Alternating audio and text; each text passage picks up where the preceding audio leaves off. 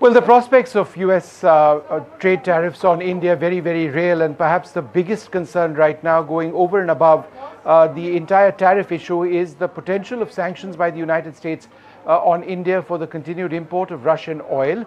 Joining us now for her views, a wonderful guest, Nisha Biswal, is a partner at the Asia Group and a former Assistant Secretary of State for South and Central Asia. Ma'am, thanks very much for being with us. I think pleasure to be here. Many over here in India would have expected potential tariffs, and there's a process of negotiations, and there is a talk which is going on, but it does go beyond that when you look at the US having problems about India's import of Russian oil. This has been discussed and debated many times in the past, and it appears that if America sanctions India on that, then that sort of hits at the relationship itself. How would you look at that? Well, look, it's certainly unfortunate that the conversations have taken this turn. However, I would perhaps try to keep all of this in perspective. The United States and India have long had conversations about some of the sources of Indian energy that have been of concern for the United States. We worked through these issues in the past with respect to import of Iranian oil. And certainly, I think the conversations on, Russian energy imports had been ones that had been had in the prior administration as well as this one. And I think there's a path forward. We certainly, there's an understanding of India's historic and legacy relationship with Russia, as well as some of the sensitivities around energy. However, these concerns have been there in the past as well. I would hope that the two governments could work through some of those issues. I know India has been increasing its import of US energy, both crude and LNG, and I think that that's also a pathway that could perhaps help to soften some of these concerns on the US side. But then, it needs to be price sensitive. India is doing this to run our economy in a sense. So any import of energy from the United States would need to match the price point that Russia sets India. That would be very difficult for American companies to be able to do. Look, I think that this is a conversation that's going to be had in the context of the broader trade conversation.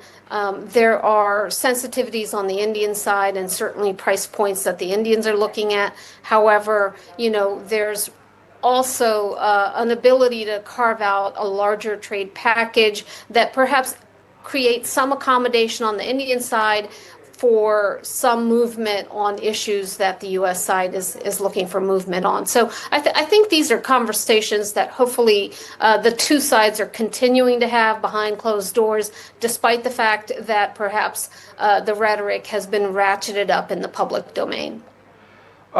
There are some who say that Russia also has its options. Now, India is the largest importer of Russian oil presently. And this would hurt Russia incredibly if India were to stop that altogether. Therefore, if Russia were to retaliate, and this is just speculative, but there are pieces which are now appearing, the potential shutting down of the CPC pipeline from Kazakhstan, where American oil majors Chevron and Exxon hold big stakes, could be deeply problematic for America. This is something which Reuters, in a detailed piece, have come out with as a possible impact. So this goes beyond India and Russia. It could impact the United States as well. Certainly. And look, I don't think anyone is expecting that India is going to make a unilateral and comprehensive action. I think that these are negotiations that will factor in the global dynamics. And I think the Indians are aware of that. I think the U.S. is aware of that. But it is not in isolation. And I don't think that the energy question is being addressed in isolation. I think it's part of a larger conversation on the contours of the U.S.-India relationship.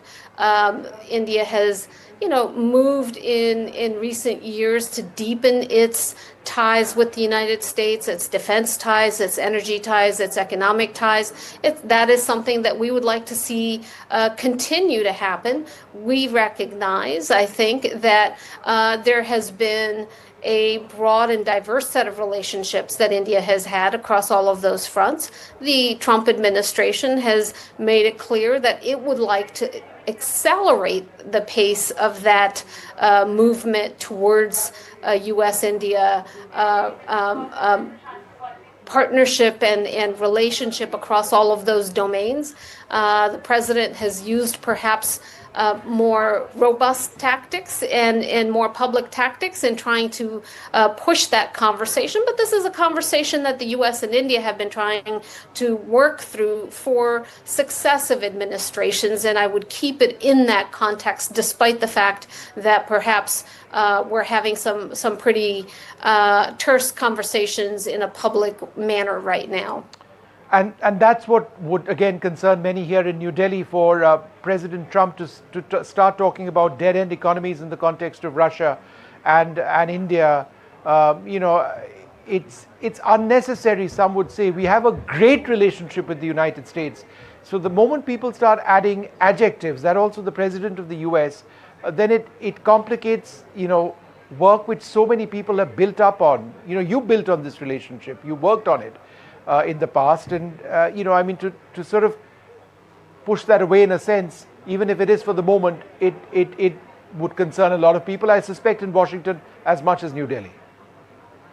I certainly, look, I don't disagree with anything that you said, Vishnu. I think the challenge here is that you have a president who tends to enjoy having these more robust and confrontational conversations. I don't think it means that he has moved away from the U.S.-India partnership, but he has engaged in, very hardball tactics with the closest of partners and allies. And it does not mean that you can't then turn around and reach an agreement and move forward on areas that are important to both countries. I hope that both the U.S. and Indian government keep that firmly in mind. And I think that the public in both countries need to keep that context in mind, that yes, we're seeing some very difficult conversations play out in a public sphere. It does not mean that the relationship